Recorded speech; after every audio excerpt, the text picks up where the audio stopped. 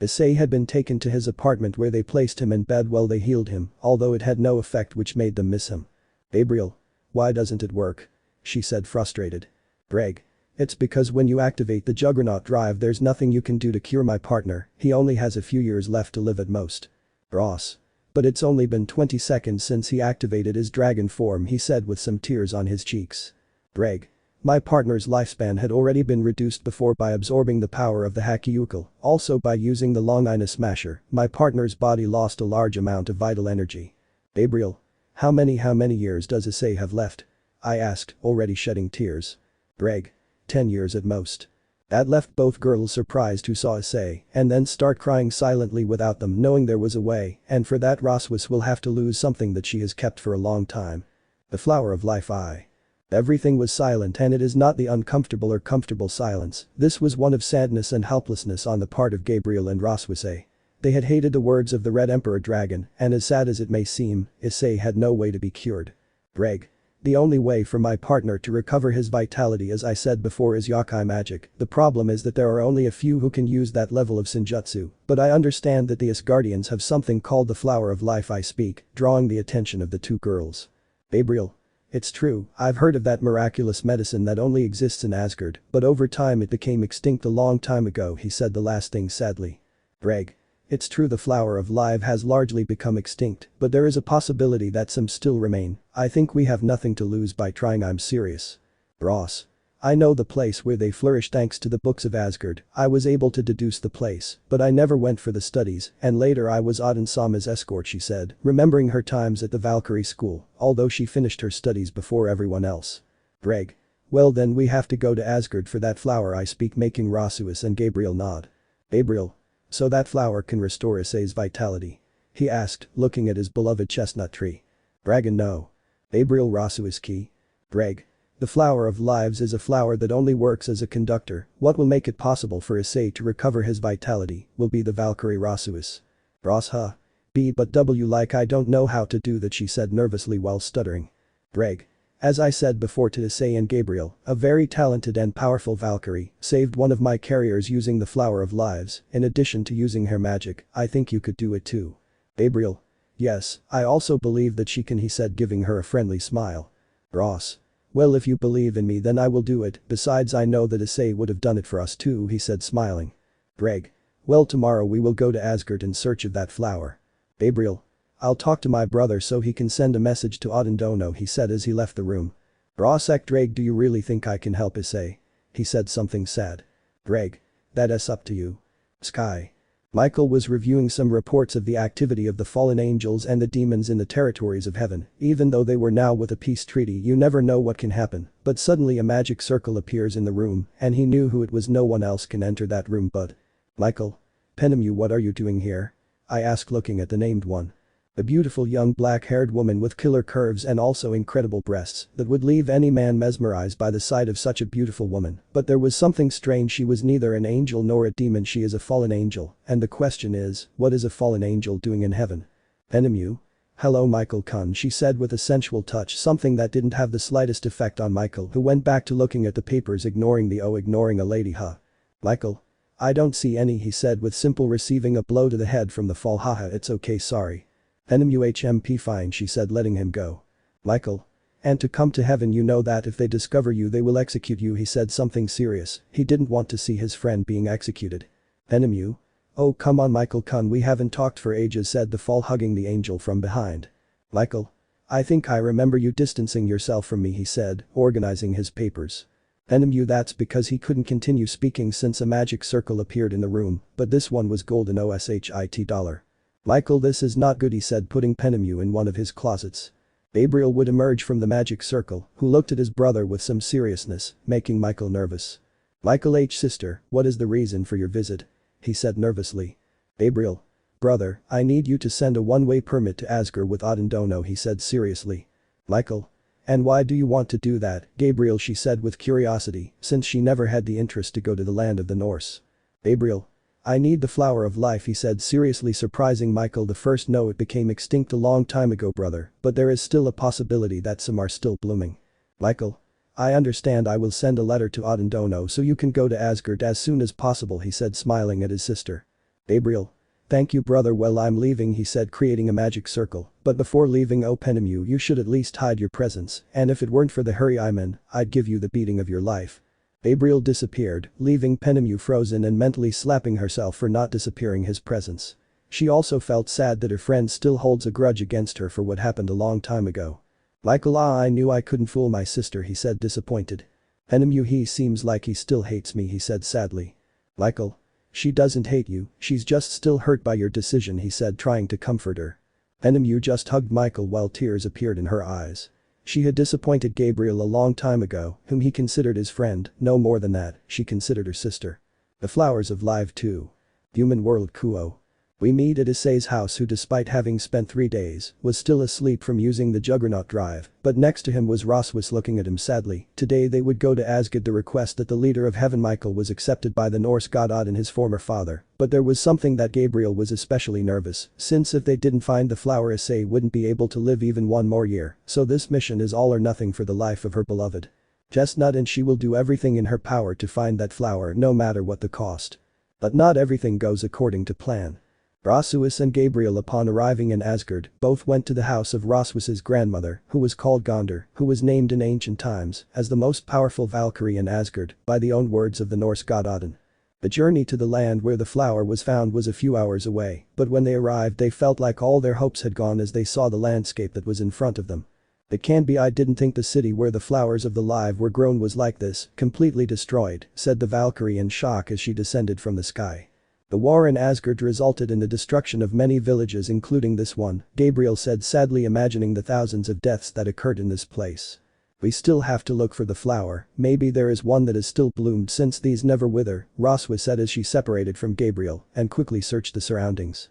Gabriel also began searching quickly, as his chestnut's life depended on it.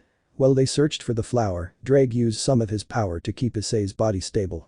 They searched for approximately 5 hours without rest, but it was useless, they found nothing, leaving them frustrated, and they could not return to Gondor's house since it would take too long, so they decided to camp right there. If anyone is wondering why they can't teleport with a magic circle, it's not possible in Asgard. The teleportation circles are blocked because by simple logic, if they work there would be endless surprise attacks from enemies, so that's why in Asgard you have to fly or walk. They were inside one of the best preserved houses in the area, although it wouldn't be a very pleasant night for both of them. At dawn, they quickly woke up to the sunlight, since the good thing about the area is that the sun rose quickly, making the horizon appear incredible, even if only for a few seconds. But thanks to that short time, they saw a cave that emitted a kind of light on their faces. So they quickly went there and saw that it was a large cave, but without the reflection, it was visible at the bottom, so they had to go down deeper into the cave. The road is almost invisible now, wouldn't it be better to go back, Gabriel? The albino asked her friend, who was just looking straight ahead. We can't stop here, Issei needs that flower, and if there's even the slightest chance that he's here, I'll take it even if there are risks, the blonde said seriously as she created a golden light that illuminated her path. Rossweisse just sighed and kept moving forward so as not to be left behind and to stay together, since she had a feeling something very bad was going to happen. When they reached the end of the cave, they saw with amazement that at the end there was a large mine of precious crystals embedded in the rocks. Incredible, there are too many blue crystals to be here, normally these are in or not, the albino already realized where they were, and it wasn't pretty. Brah. What was that? The blonde said, scared until they saw it. A large dragon about 6 meters long, dark blue in color throughout its body, and the crystals in its fur were identical to those in the mine, and judging by its expression, it wasn't very happy, to say the least. Damn, a crystal dragon, and judging by its appearance, it has been living here for many centuries. Gabriel, let's get out of here slowly or else this will be dangerous. This dragon could be on par with a dragon king, so let's go, he couldn't finish as he saw Gabriel run to a corner of the cave. Brah. The dragon threw a large blue flame at the albino, who luckily dodged it but was in shock. The exit had been completely sealed by the dragon's fire, so they would have to find another exit quickly. Brah.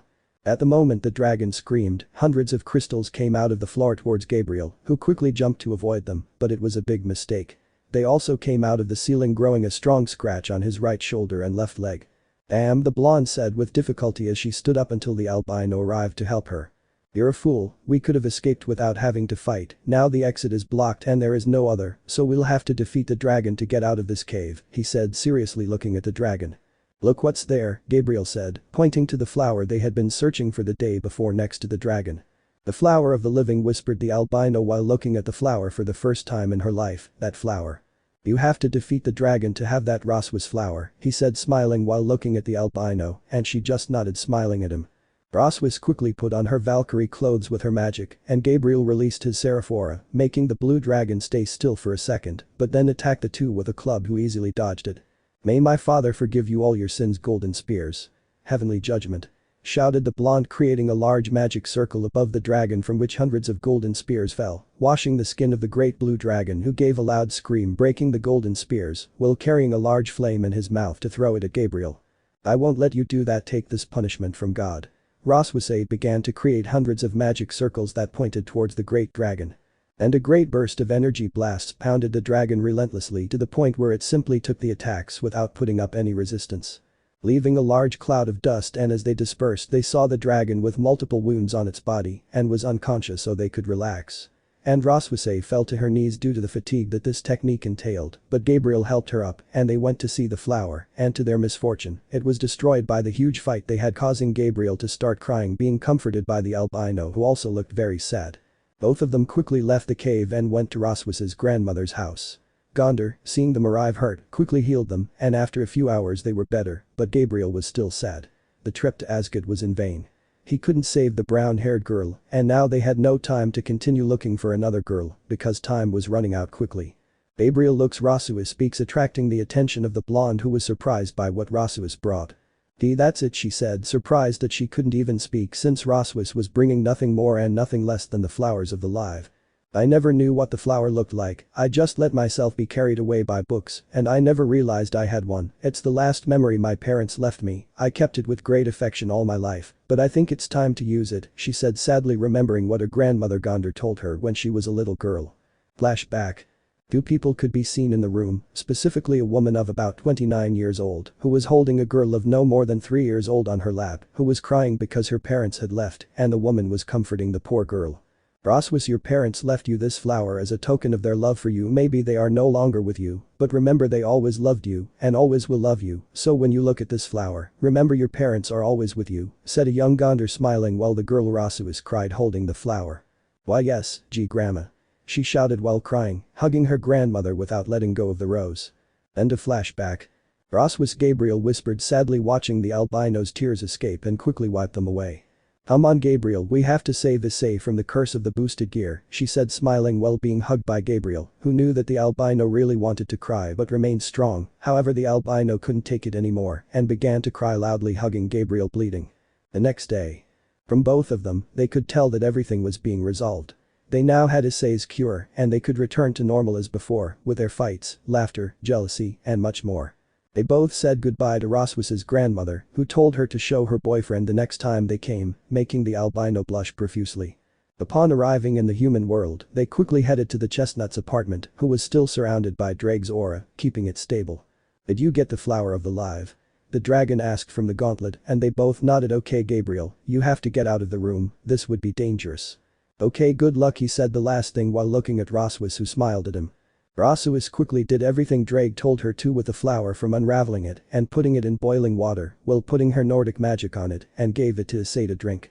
Okay, now comes the dangerous part, you'll have to share your Nordic magic with Issei for 8 hours, but there's a risk, he said seriously from the gauntlet. I don't care what the risk is, I will take it no matter how dangerous it is, he said seriously and with determination. Those are the words I wanted to hear, I will tell you what the risk is and that it will be permanent, and it is. 1 week later. The brown-haired boy known as Hayadu Issei could be seen beginning to wake up with great laziness. He didn't understand where he was, his mind was confused, but from one moment to the next, he remembered everything suddenly, his head starting to hurt. He quickly left the room, and the first thing he saw was Gabriel, who was putting a wet cloth on Rossweisse's head, who was sleeping on the couch. Gabriel? The brown-haired boy asked, attracting the attention of the seraph, who, upon seeing him, began to shed tears and quickly went to him and hugged him tightly. I'm glad that you're waking up, Issei, he said with suppressed tears as he hugged the brown-haired boy tighter. Gabriel, why is Rossweisse on the couch? Does she have a fever? I asked, looking at the albino, worried.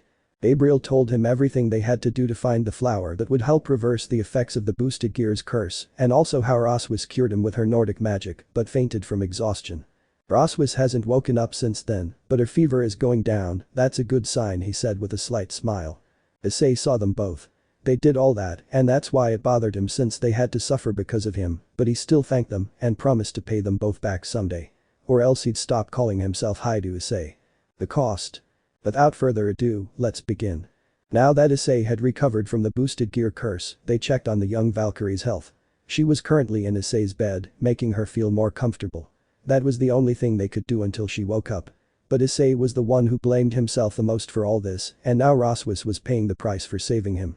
Issei, don't blame yourself for this, it's something we would do again just to save you, Gabriel said smiling while hugging Issei. For her, reading feelings like sadness was very easy, since that was a gift that every angel has. Yes, thank you, okay, I'll make the food. I'm sure you're hungry, so I'll make your favorite, he said while smiling at her and leaving the room. Gabriel just stared at Rossweisse with a sad face as he took the Valkyrie's hand. That well, soon the seraph whispered almost inaudibly, not knowing what the Valkyrie was dreaming about. Rossweisse's dream. Somewhere in Asgard there was a beautiful landscape which was the favorite place of the young Valkyrie, who was now running happily with someone following her from behind. Ross-chan, wait for me, don't go so fast, you know I don't run very fast, said a boy about 14 years old behind her who looked tired. Oh come on Shin, so you want to be the protector of Asgard, said mockingly the albino who must be about 13 years old right now. Oh, so that's where we're going, okay, here I go. I shouted, running faster, starting to catch up with Rossweisse until I finally caught her, but they both fell to the grass laughing. They were both always very close, they practically knew each other since they were born, they are inseparable. Congratulations, you finally caught me, so close your eyes, said the albino smiling while the boy just got confused. Are you okay? He only heeded the albino's order and felt the young albino's warm lips on his right cheek. Hey what are you doing? A reward for catching me, he laughed as he stood up, extending his hand to his friend. Let's go.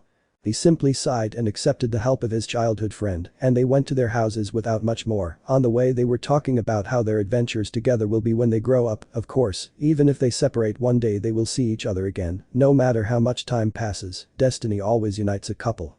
Back to reality. The young Valkyrie was finally opening her eyes after a long time, even though she didn't know it. When she saw the place where she was, her bewilderment could be seen on her beautiful face, which seemed to be asking thousands of questions per second. But all her thoughts were forced to stop when the door opened, revealing Gabriel with a cup of tea, which he quickly dropped upon seeing his friend awake. It was almost on impulse that Gabriel hugged the Valkyrie. I'm glad that you're finally waking up, Rossweisse, you had us worried. The girl's voice seemed to be breaking little by little, but was interrupted by some words from the albino that left her frozen. Who are you? He asked, moving away from the blonde slightly as he saw the shocked expression on her face upon hearing those words. What are you saying, Rossweisse? This is not the time for jokes, she said nervously and scared, while slightly moving the Valkyrie's shoulders, who was confused by the situation. Did she know her from somewhere? I'm not joking, I've never seen you in my life, she said seriously as she moved away a little from Gabriel, who was still in shock. She never expected that the cost of saving Issei would be the memories of the Valkyrie, and by the way, where I am doesn't look like Asgard. It's because we are in the human world, he said sadly while lowering his head, and Rossweisse looked surprised. What the hell was she doing in the human world and not serving the father of the Asgardians? Everything seemed very strange to her. How did I get here? Or maybe you captured me? She said, getting into a fighting stance. Although the girl seemed to want to help her, she couldn't be too confident. She had already fought people who were perfectly good at lying, so believing someone she didn't know was something she never did. It's not just that, but the seraph couldn't finish speaking since the door suddenly opened, showing the brown-haired boy, who was surprised to see the Valkyrie finally awake, so he quickly approaches her and hugs her tightly, while the young Valkyrie was in shock. I'm glad you woke up, Ross-chan, said the brown-haired boy as he separated a little from the albino, looking into her eyes while smiling at her. Shin, I whispered as I looked at the brown-haired boy whom I was mistaking for my childhood friend, who had an identical resemblance to the boy in front of me. Shin. Gabriel and Issei asked themselves mentally, not knowing who that guy was. Shin, what are we doing here? Weren't you on a 15-year mission under Odin-sama's orders? What the hell are you doing here? He asked, placing his hands on the brunette's shoulders and shaking them rapidly. Hey wait, Ross-chan, I don't know who this Shin guy is. I'm Haidu Issei, he said while stopping the Valkyrie, who seemed confused, closing her eyes slightly as if she couldn't see well. At that moment the boosted gear appeared on the brown-haired boy's arm, alerting the Valkyrie, who quickly created a magic circle to attack if it weren't for the voice that came out of the gauntlet. Greg. Wait a minute, Rossweisse, I know you're wondering where you are and why you don't remember anything I'll tell you, but please calm down. That took the Valkyrie by surprise, who only said okay and the magic circle disappeared, but she still continued to distrust the two. Greg, what the hell is going on? Why is Ross-chan behaving like this? The brunette was undoubtedly bewildered by the situation that was unfolding. Greg, don't tell me that, Gabriel said while some tears began to escape from his eyes, disconcerting the brunette. Greg. I'm afraid that's it, Gabriel. I didn't want this to happen, but unfortunately it did. Can you tell me what you're talking about once and for all? What's wrong with Ross-chan? This time the brown-haired boy raised his voice even more so that they would tell him once and for all, and the Valkyrie was still waiting for an answer. Greg. First of all, Rossweisse, please stay calm until I'm done. Okay was the only response. Greg. It's okay. What happens is that a large part of your memories have been erased, in addition to your eyes being affected. That's the price I told you about. Flashback. Issei was shocked by the news he'd received, then guilt began to creep into his head. It was all his fault. If he'd been strong, none of this would have happened. If only he'd been stronger, Rossweisse would be fine right now, but that's no longer possible. Well, Rossweisse simply remained silent, thinking, if that was true, it would explain why she doesn't remember how she got there, and also why the brunette and the blonde seemed to know her, but the vision didn't ask her that because it was true she couldn't see well anymore, she saw everything blurry, and with effort, she could see the faces of the two well. Wait, Drake, there was a cost to recover me, why did they let Ross-chan do that? He said, annoyed while looking at the gauntlet, more specifically the green gem that it possessed. Drake. She knew it, but she still took the risk that this could happen. Flashback. I don't care what the risk is, I will take it no matter how dangerous it is, he said seriously and with determination. Greg. Those are the words I wanted to hear. I'll tell you what the risk is, and that it will be permanent, and it is that you can lose part of your memories, more specifically half, and also your vision may also be greatly affected if you don't go blind, and that's not all, your memories will be permanently erased, and there will be no way to recover them. Rossweisse remained silent for a few seconds as she assimilated what the Securite had said. She would lose all the memories she lived with Gabriel and Issei. It was undoubtedly a great cost, but she would still do it. I don't mind losing my vision, but if I lose my memories with Issei and Gabriel it's definitely hard, but I'll do it anyway. Issei needs help, and I'll do everything in my power to help, she said while smiling, but with some tears accompanying that smile. But first of all I need to do something for a moment. Vindel flashback. Greg. After saying that he left the room for 1 hour and when I asked him he didn't answer me. So that's why I don't remember anything. It makes some sense, but I want you to tell me where I am right now. I asked seriously, looking at the two who simply told me. You are in the human world, Issei answered sincerely while looking at Rossweisse. The human world, oh my god. I'm supposed to be Aden-sama's escort. She screamed in an upset mood while thousands of possibilities ran through her head about how she would be fired from her position that she had fought for her entire life. That too, how to say it, Rossweisse, but you are no longer Aden's escort, Dono said the blonde, somewhat nervous about how the girl's reaction would be, which remained still while her face turned white as if she were dead. Nani? Was the only thing she said before fainting. It was probably too much emotion for her, plus she wasn't fully recovered. Greg, the brown-haired boy, called his partner seriously while the emerald green gem appeared in his hand. Is there really no way for him to recover his memories? Greg. As I said before, the consequences would be permanent, partner, so there's no way she'll get her memories back, sorry, partner. After what the dragon said, the only thing Issei could do was clench his fists tightly in frustration, anger, and sadness.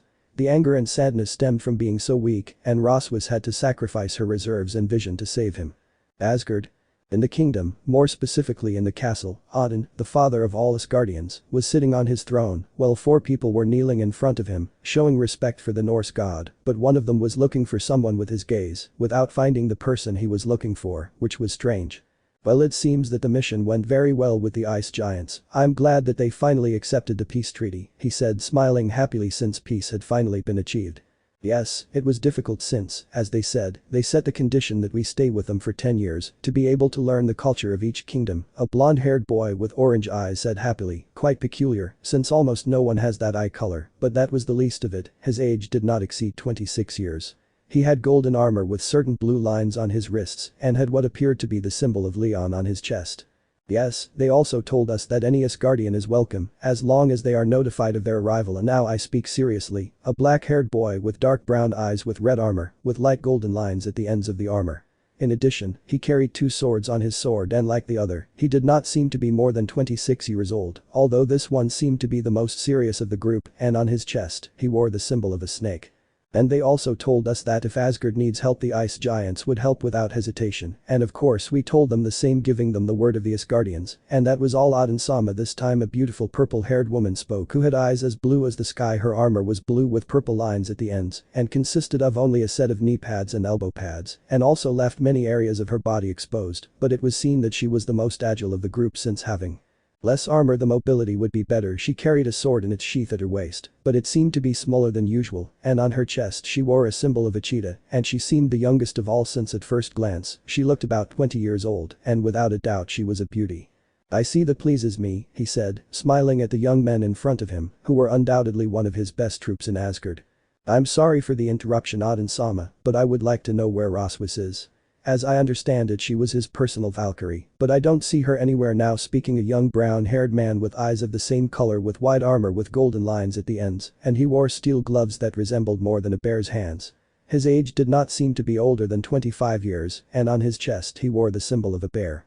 "Oh right, Ross-chan is in the human world right now," he said, remembering the Valkyrie that he had left in the hands of the Sekiryuite, when in reality he had forgotten about her. "In the human world? And what's she doing there alone? Is she on a mission?" he asked quickly, making everyone sweat drop at how desperate the boy seemed. "Ah look kid, I know you and she are childhood friends, but don't worry, she's in good hands since I left her with the Sekiryuite of this time," Odin said, trying to calm him down since he seemed quite worried about his former guardian. "The Sekiryuite?" They all said, surprised. They didn't know that the new Sekiryuite would already be awake, and that excited them since they had always heard the legends of the powerful in their time, but the brown-haired boy was simply slightly annoyed by what the Norse god said. "Well, that would be all. You can retire to rest. You have been 10 years out of Asgard, so you deserve a good rest," said the Norse god, and they simply nodded and retired. Because I have the feeling that that boy will get into trouble. Outside the kingdom. The four young men were walking calmly without their armor. Apparently they had changed it with magic to move more comfortably around Asgard, but the brown-haired man seemed to have his head elsewhere, as if he was thinking about something important. "So Shin, what are you thinking?" the blonde asked curiously, earning the attention of the other two. It's nothing, Chris. I'm just thinking about what I'll do now that I'm not trying to survive -100 degrees below zero," he said, playfully trying to converse with the others, but it seemed like it didn't work. "It's okay, it's about my childhood friend I'm worried." "Didn't you hear? Odin Sama is with the Sekiryuite, so don't worry too much, he'll be fine for sure." This time the one who spoke was the purple-haired girl, who without the armor her clothes made her look too hexy in the eyes of the boys, and she liked that. Deep down she was kind of sadistic, and in her mind, she always said while she saw a man, "Contemplate what you'll never have in your bed, imbecile." "I'm not very sure about that." Emilia remembers that all the Sekiryuite end up being corrupted by hatred and power, so I don't feel comfortable with him by her side. Shin spoke seriously, crossing his arms while stopping his walk like the others. Are we really going to do it? Did we just get back from a very long mission?" the black-haired man complained, his face turning sour, bringing a smile to everyone's face. "I think if Rorps, and you know that when it comes to Shin's secret love, we always end up involved in his problems," Chris said funnily, making Emilia smile and Shin blush a lot, who simply coughed and then said. "Okay, we're going to the human world," he said, putting his fist in front of everyone, who sighed and then bumped them, implying that they would go too. Final Temp 1. Asgard. Right now we are in a house very far from the kingdom, where there was a brown-haired man looking with a nostalgic smile at his house after 10 years of not being in it. Obviously it was a mess full of dust and cobwebs in many areas, until he saw a photo which could not be seen because it was full of dust, so with his right hand to be able to see in the photo 2 children and an elderly lady. They were all smiling. No doubt nostalgia attacked the young brown-haired man, who simply smiled when he saw the photo. "I hope you're okay, Rossweisse-chan." He thought about his childhood friend, who is also his secret love since they were children, only he didn't know how to tell the young Alvina, and then he had to go on a 15-year mission that luckily they were able to finish in just 10 years. Shin, and all the time he was in the kingdom of the ice giants, never stopped thinking about Rossweisse. He wanted to see her smile again, and that was his motivation to move forward, having the hope that one day the two of them could be together. But now it turns out that she is with another man. That bothered him, that the girl he has loved all his life is with another. It undoubtedly hurt a lot, but now he was determined to go for her and bring her back to Asgard. It does not matter if to do so he has to fight against one of the celestial dragons so that the two of them can be together. "Rossweisse-chan, I will see you again very soon, and we will finally be together forever, I swear." After that he took the photo of his beloved out of the frame and put it in one of his pockets, more specifically the right side, and then he went to his room to change so he could clean his house, which was literally a Volvo. "Now you sons of bitches, prepare to be exterminated," he shouted angrily while in his eyes he saw all the germs that were in his house. After that war cry, a brutal battle raged on for hours, with no one willing to give up their territory, but in the end, the Asgardian managed to emerge victorious, and it was undoubtedly a battle he would remember and tell his future selves about. The Kuoh city. After explaining everything to Rossweisse, she decided to stay until she knew what to do. She didn't want to look down on the boys who were apparently her friends, and she must have loved them a lot to have done that ritual and saved the brunette, but she had a certain affection for the brunette, as if he were her childhood friend V2, and that made her laugh a little, but she had a doubt if Issei and Shin touched would the universe explode, or in other words, would it open a new dimension? Without a doubt that question keeps her awake at night. It's been 2 weeks since Rossweisse had been adapting back to her life in Kuoh, although it was hard to go back to being a teacher, since she was starting to learn some things, although she couldn't deny that her life was no longer as monotonous as before, she finally felt that her life was changing for the better. I do say, Serafi Gabriel, don't sleep in class. Well, at least Rossweisse wasn't bored, since whenever she was doing classes Issei and Gabriel always found a way to get on her nerves, since if they weren't sleeping, they were distracted or eating in the middle of class covering themselves with their books while they grabbed her, but what bothered Rossweisse the most was that they were talking very affectionately whenever she saw that the anger she felt was a lot, and when she yelled at them, it was always the same response. "We're sorry," they both said in unison, although half asleep. BFFJSJSM laughter was heard and others who were trying to contain it did so. "Those two are definitely made for each other," said a brunette with pigtails while shrugging her shoulders. "Are you sure you're not jealous, Murayama-san?" Kiryu said mockingly as he moved his glasses, making them shine. Huh? A slight blush appeared on her cheeks, but she immediately turned her head away, hiding it. No way, who would notice a pervert like him? If a pervert with a huge booty couldn't continue speaking because he received a chalk in the face making him fall from the chair, seeing that the person who threw him was his teacher. "Stop talking and pay attention.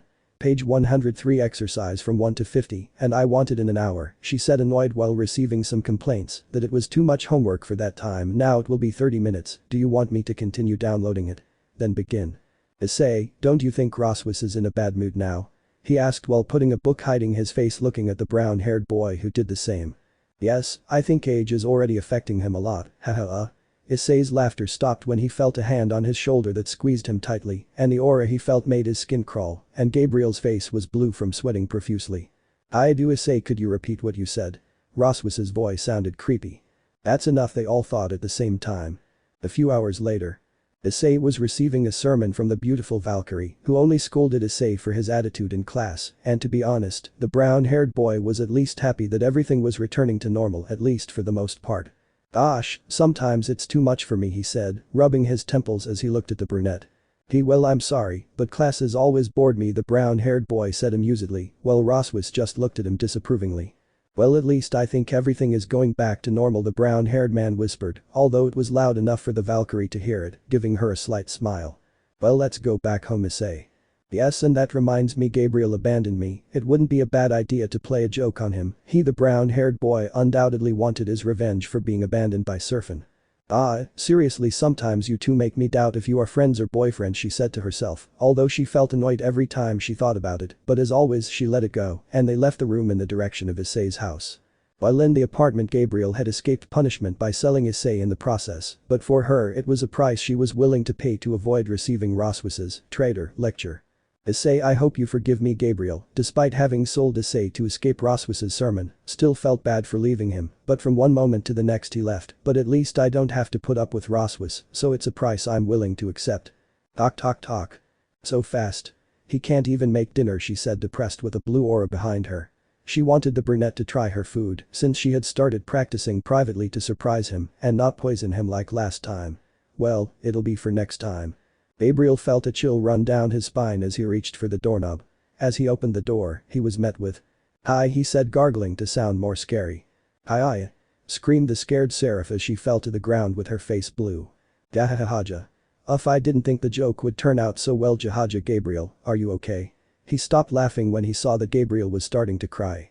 "I told you that joke was going to end badly." Rossweisse spoke from behind the brunette, shaking her head disapprovingly.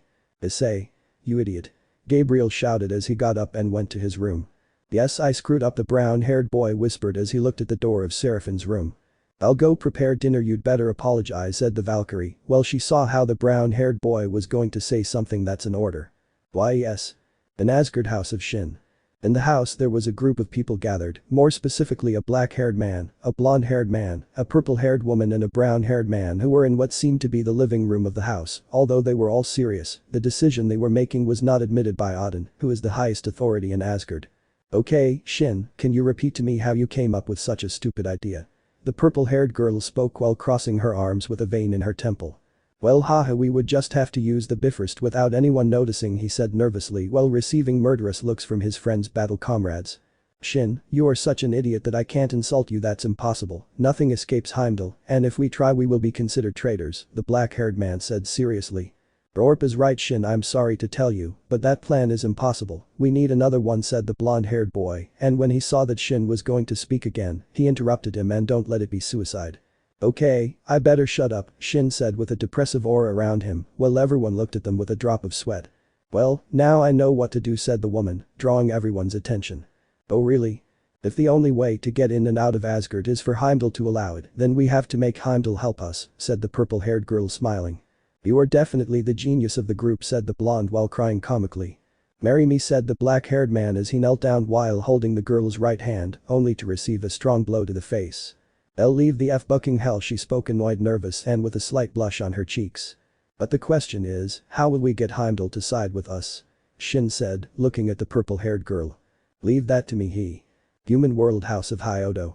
In the Chestnut's house, 3 things had happened in the Chestnut's absence. The first and most important was that Rias Gremory changed the memories of Issei's parents, making them believe that she had become independent and lived in an apartment somewhat distant. Second, they had started to live with their boyfriends in that house. And finally, they had remodeled the entire house. Now it looked like a mansion, although everything was obviously hidden from Rias' parents. Although Surzich knew it, he did not want to say anything since the things his sister was doing would have very big consequences in the future. Hey Rias, I think it's time to look for answers, the queen of Rias spoke as she left a cup of tea on the table where the crimson-haired woman was. What are you talking about, Akeno? We still don't know why Issei left us and went with Seraph Gabriel, she said calmly, although inside she was upset.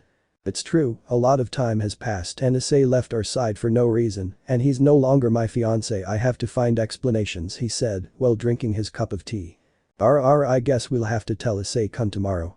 Yes, and I also think it's time to break up with the boys. I'm already bored of following the same routine every day, she said, bored while moving her hand from one side to the other. Oh, I just wanted to tell you the same thing. You see, Shadara-kun doesn't please me like before, but at least now I know how to please Issei when we're in bed, she said, licking her lips while she felt her panties start. You know very well that I will take the virginity of my beautiful pawn first. I don't know if I can do that, he said, releasing his aura just like Rias. Akeno, I'll only say it once, Issei is mine, she said, annoyed while her aura continued to grow. Xenovia, Asia and Kaneko were just watching the scene with a drop of sweat, although they were also thinking about breaking up with their boyfriends, more than anything because their love ended and they also wanted to be with the brunette in a formal relationship. Back with Issei. Gabriel, can you open the door? The brunette said as he knocked on Gabriel's bedroom door. No. Please Gabriel. HPM, okay, come in, she said, annoyed as she watched the brunette enter the nervous one. What do you want? Gabriel, I'm sorry, I just wanted to play a joke on you as revenge for abandoning me with Rossweisse's sermons, he said, somewhat annoyed, looking away with a slight blush on his cheeks. Even so, I didn't find the joke funny, she was clearly annoyed, looking at Issei with her arms crossed, making a small pout. Why? The brown-haired man whispered, avoiding looking directly at Gabriel. Unfortunately, Seraphine couldn't hear him. I really just want to apologize. HPM, you have to give me something to forgive you, she said, looking away, blushing. Well, it's okay, he said, blushing as he sat next to her. Both were blushing until Issei took courage and took Gabriel's cheek, making her look at him. She blushed a lot when she saw Issei's honey-colored eyes as they slowly approached until finally they crashed their lips in a very tender kiss. It was the second kiss that the two gave each other, but in that the door opened, showing Rossweisse, who upon seeing that simply blushed at seeing that scene, even though she still felt a discomfort in her chest. But this time it was much stronger than the last few times. Come on, stop, said the Valkyrie, while squeezing the place where her heart was since it was starting to hurt a lot, seeing that scene of Issei and Gabriel. What's wrong with me? Why does it hurt so much? Then a blue glow appeared on his chest, scaring Rossweisse, but when that glow disappeared, there was only a blue crystal. That left Rossweisse confused. How did a crystal come out of her chest? Without further ado, she put the crystal in her pocket and went to the kitchen, leaving her with that doubt. All the events that are to come will undoubtedly change everyone's lives, whether it's the Asgardians, demons, angels, fallen, etc., but without a doubt the ones whose lives will change the most are the trio of protagonists. Let me know in the comments below if you guys want the next part. Also check out my other video that has been shown and left. Thank you for watching. If you enjoyed this video please like and share this video. And have a fantastic day. Bye.